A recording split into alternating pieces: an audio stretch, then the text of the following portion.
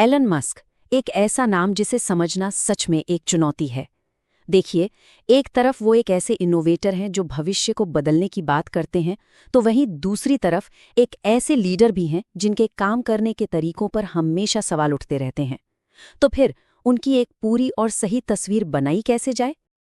और जानते हैं, यही सवाल हमें आज की इस पड़ताल पर लेकर आया है। एलन मस्क की शख्सियत को ठीक से समझने के लिए हम उनकी दो सबसे जरूरी जीवनियों मतलब बायोग्राफीज पर नजर डालेंगे। आप ऐसा समझ सकते हैं कि ये दो किताबें उन्हें देखने के दो अलग-अलग चश्मे हैं। तो चलिए इसमें जरा गहराई से उतरते हैं। तो सबसे पहले बात करते हैं एशली वेंस की किताब की, जो 2015 में आई थी।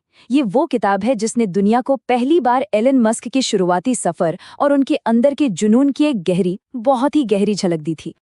इस किताब की सबसे ज्यादा तारीफ इसलिए होती है क्योंकि ये टेस्ला और स्पेसएक्स के उन शुरुआती दिनों को दिखाती है जब वो बस संघर्ष कर रहे थे। इसने उस मस्क को दुनिया के सामने रखा जो पर्दे के पीछे अकेले लड़ रहा था, उस मस्क को नहीं जिसे आज हम जानते हैं।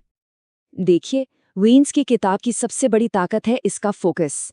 ये सीधे सीधे मस्क की शुरुआती संघर्ष और उनकी जबरदस्त महत्वाकांक्षा पर जोर देती है।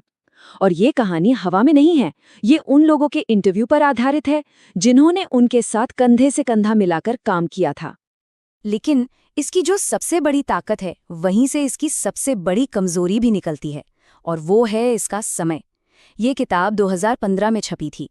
इस वजह से पिछले करीब एक दशक में जो कुछ भी बड़ा हुआ, उसके बारे में इसमें कुछ भी नहीं है। कहानी अधूरी सी लगती है। और बस यहीं पर वॉल्टर आइजैक्सन की 2023 की जीवनी तस्वीर में आती है। ये एक ज्यादा ताज़ा, ज्यादा बड़ी और कह सकते हैं कि कहीं ज्यादा उलझी हुई कहानी हमारे सामने रखती है। आइजैक्सन का मकसद सिर्फ मस्क के काम को दिखाना नहीं था। नहीं, वो मस्क के दिमाग के अंदर घुसना चाहते थे। वो उनके व्यक्तित्व की उन परतों को समझना चाहते थे जो उनकी जबरदस्त कामयाबी और उनके उतने ही अजीबोगरीब फैसलों दोनों की वजह बनती हैं। वो जानना चाहते थे कि मस्क जैसा सोचते हैं वैसा क्यों सोचते हैं।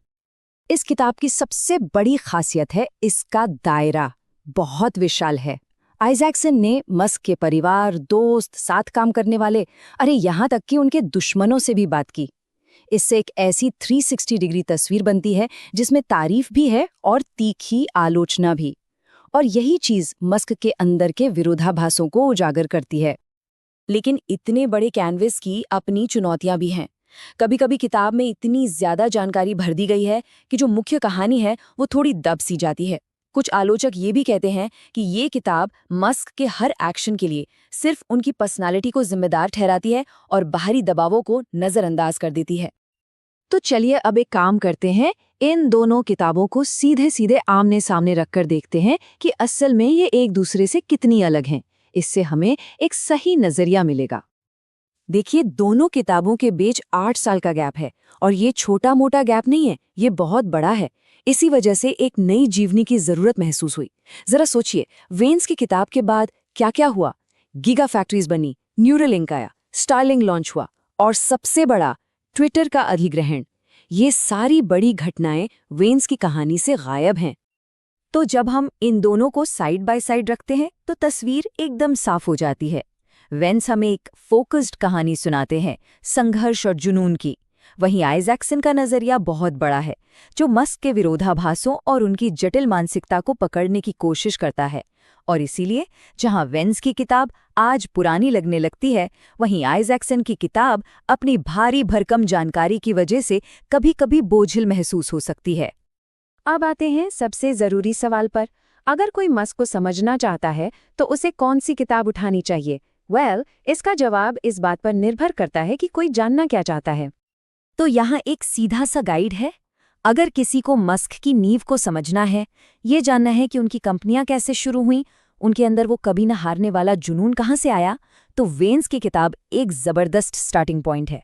लेकिन अगर कोई उनके पूरे व्यक्तित्व को, उनके हाल के विवादित फैसलों को और उनके चरित्र की गहराइयों को समझना चाहता है, तो फिर आइजैक्सन की किताब पढ़ना बहुत जरूरी हो जाता है।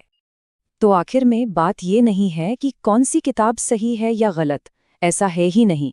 ये दोनों एक ही इंसान को समझने के दो अलग अलग नक्शे हैं और वो इंसान खुद भी लगातार बदल रहा है। और ये हमें एक बहुत ही दिलचस्प सवाल पर लाके छोड़ देता है। क्या किसी ऐसे इंसान की कहानी जो अभी भी जिंदा है और हर दिन दुनिया को बदल रहा है, कभी भी पूरी मानी जा सकती है? ये एक ऐसा सवाल है जिसका जवाब शायद हमें वक्त ही देगा।